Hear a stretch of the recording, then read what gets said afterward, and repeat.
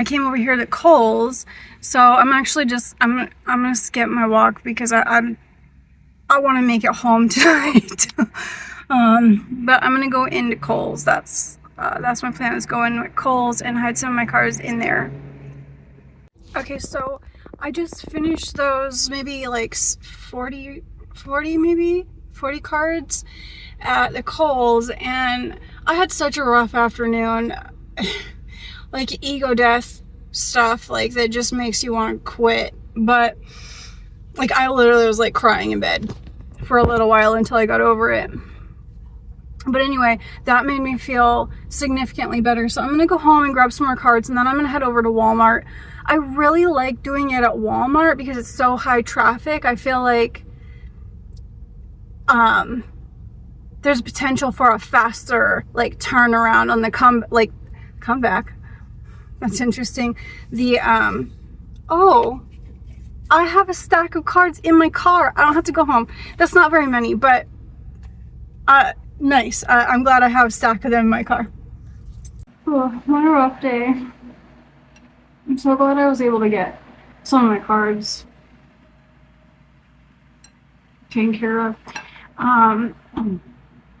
So something that makes this process extremely like difficult, not something for everybody in every lifetime, that's for sure, is when you get close to a breakthrough and you get close to releasing some part of the ego. There's like an ego extinction burst, and the ego just thrashes around. It like wants the end of the world to come. It just like catastrophizes everything. It like literally tries to destroy you.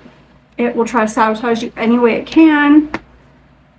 It's painful. It like, in my experience, it's extremely painful. Emotionally, physically exhausting. It's really isolating. And like, even though it's just like lies, like you can't really like, it's hard to like talk about with other people without them taking it like in a really bad way, thinking you're having a mental health crisis. And it's like, no, you don't understand what's happening to me. But unfortunately, the ego, like, I mean, it's fighting for its life, really. I'm gonna tuna casserole.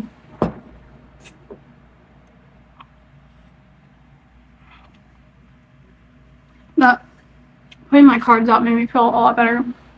And I keep feeling like I'm supposed to go live, but I feel really intimidated by that, because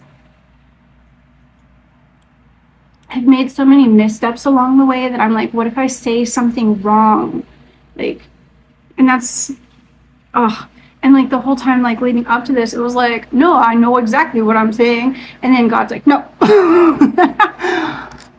Like the cross, like basically just like coming down out of the sky, hitting me over the head. I'm just afraid of making mistakes.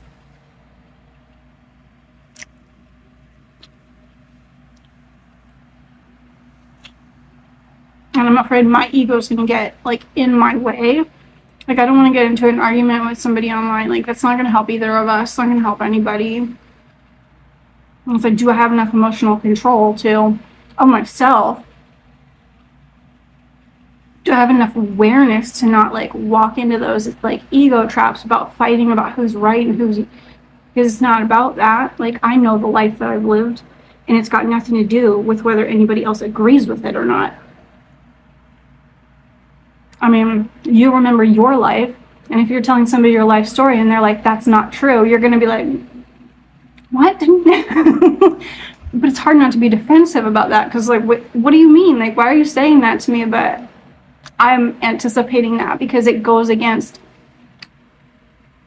my story goes against what a lot of people expect, unfortunately. And unfortunately, but fortunately, because a lot of people expect the worst, and it turns out that the story is actually pretty amazing.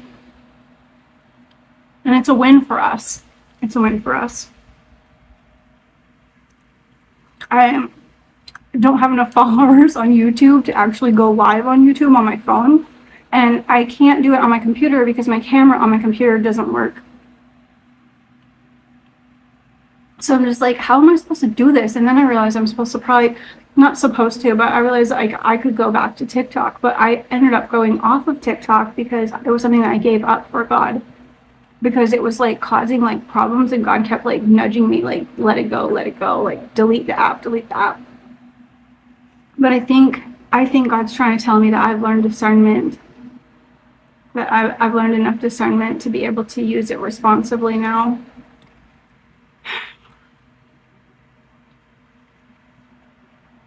But I'm not alone. Like, I live with my mom, and she doesn't really know any of this stuff that's going on. And the reason, like, I want to talk to her about it, but I mean, God made it pretty clear to me, and it's obvious that I don't have healthy enough emotional boundaries at this time to not let her not believing in me affect me negatively and really like kind of derail this process. Like, I love her and I want her to be part of this part of my life, but I can't let her like worry like how is our life going to change if you go online and start telling people this. Like, I can't let other people's anxiety over how this is going to change their life stop the evolution of humanity. So it's kind of not a fun position in the end. So if I end up posting this and Mom, you're watching this, I am so sorry. I've wanted to talk to you this whole time.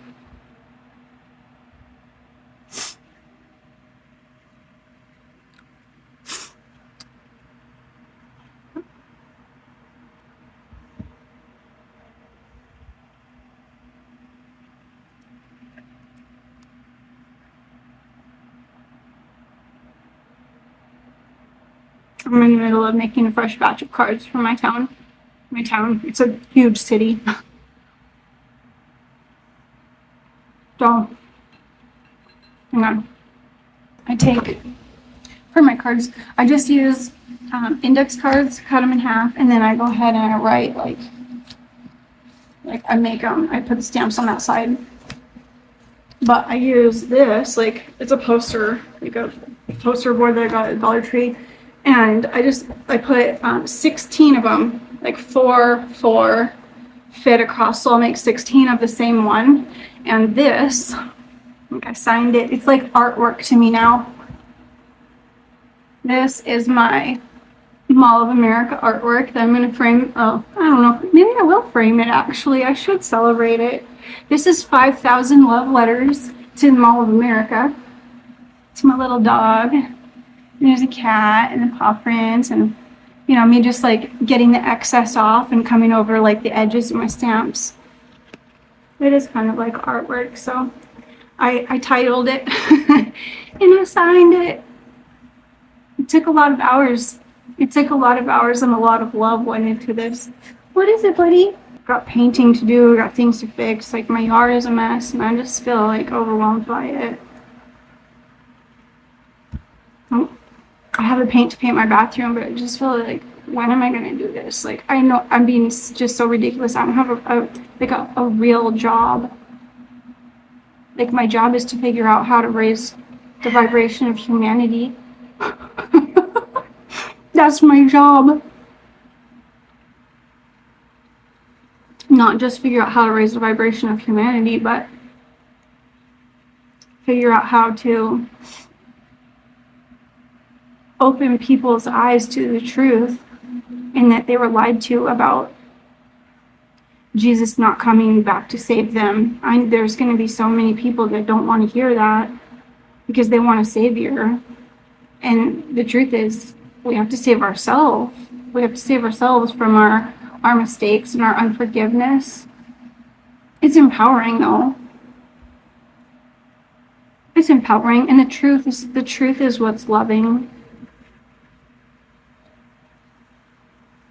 Thinking that walking around believing for most of our life, you know, for those of us, I wasn't, but those of us who would be identified as Christian, for the most part, you know, walk around feeling like they're sinners and they're flawed and like there's something wrong with them, but that's not true. I mean, nobody's perfect, but that doesn't make you unlovable to God, and you don't have to You don't have to anything. You don't have to anything to have God's love. It's just a given. You wouldn't be here if God didn't love you. And Reddington, it's okay, buddy.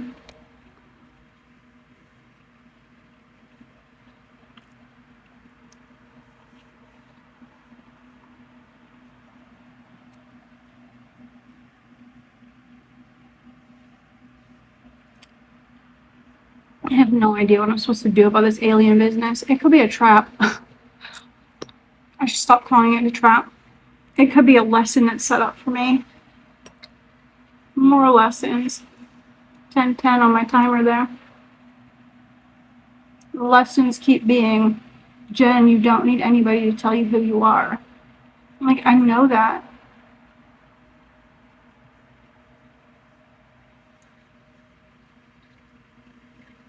But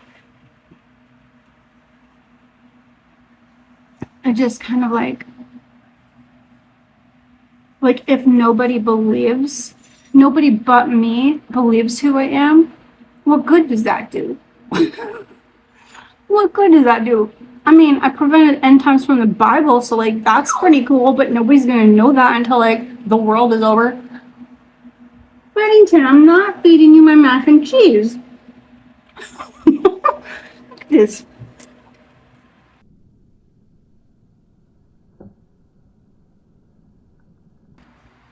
Did you ever see a cute face like that? I'm not giving you this. I'm not doing it. Poor guys. I believe he's on his way out.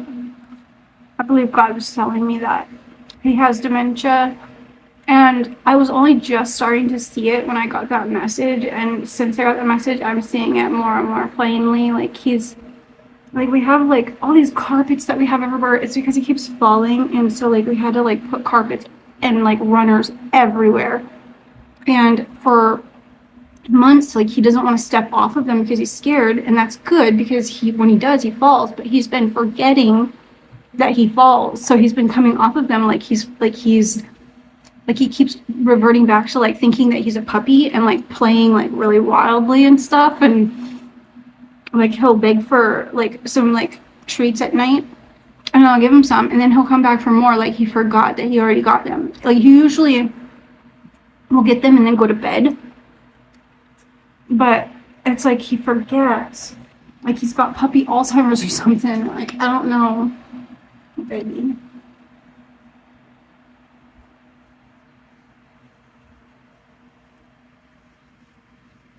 But the thing about like my mom not knowing all of this stuff, like if I'm supposed to like go live, like how am I supposed to film when she's here? Like it's gonna be awkward. Her coming in and me just talking to the camera about some crazy sounding stuff. She's gonna find out eventually. I'm not looking forward to that. She's not gonna be happy with me for not telling her.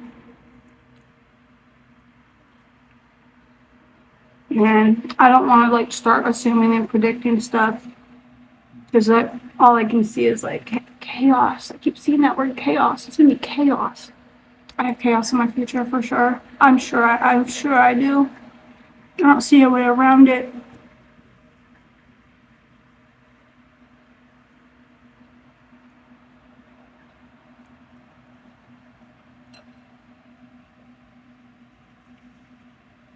Well, I'm gonna finish eating.